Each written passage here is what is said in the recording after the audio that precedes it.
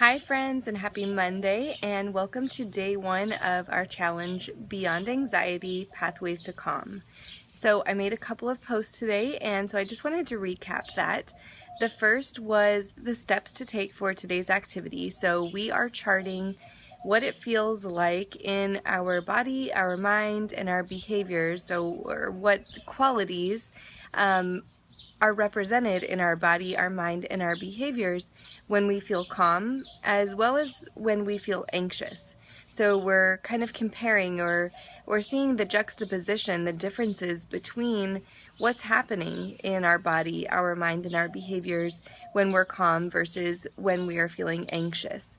So this first step is super important because in order for us to create the pathways to calm and in order to achieve calm, we have to know what we're looking for. We have to know what are the signals, what are the signs that we are existing in anxiety, what are the signs or signals that we are in a pattern of anxiety.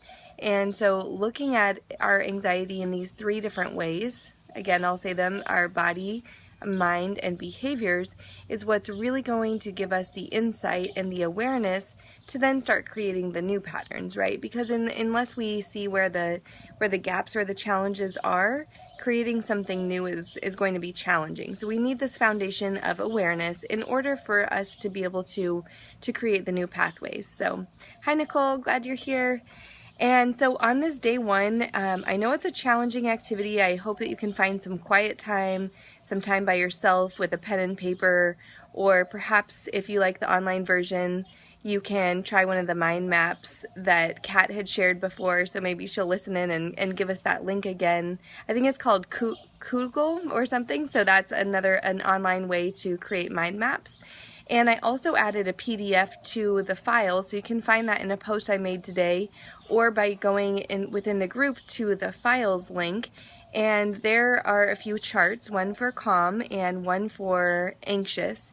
And you're just going to do the same thing. So charting what it looks like in your body, your mind, and your behaviors when you're in one of those or both of those states, right? So the chart for some of us is helpful because a plain piece of paper might feel like too much open space, too much freedom, it's hard to get started. So if that's you, definitely check out my PDF.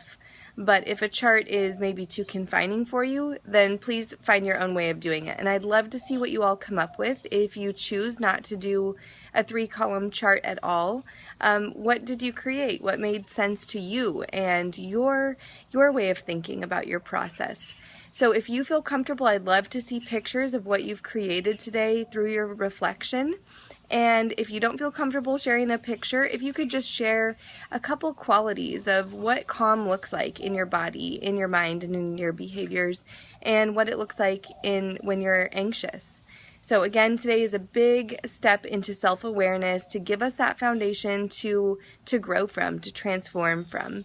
And you can find my picture. I also wanted to share that, honestly, the anxious chart came faster to me.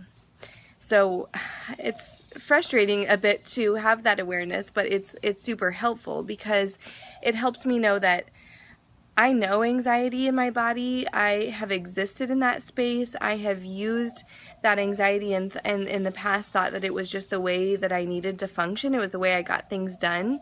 And now I'm really just trying to strengthen and bolster my awareness of the calm and trying to find moments of recognizing the calm in my body, in my mind, and in my behaviors. So this tool of writing it down still taught me, it still exposed the fact that anxiety in some ways is more familiar to me or more recognizable. So I'd be curious to see what comes up for you all as you complete the activity with both of these emotional states. And if it feels hard, definitely comment below or send me a private message. I'd love to help you one-on-one if this is feeling like too much to get started. I don't want you to miss out on the challenge, and if there's a way I can support you, please let me know. So send me a private message, and again, if we're not Facebook friends yet, you can go ahead and friend me and follow me that way and reach out that way as well.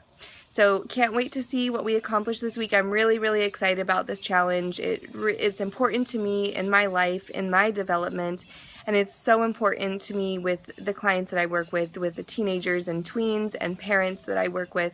So it's near and dear to my heart, and I really am excited to see what you all come up with and the growth that we can make together. So happy Monday, jump on the challenge, it's not too late, and let me know how it's going. Bye, Nicole.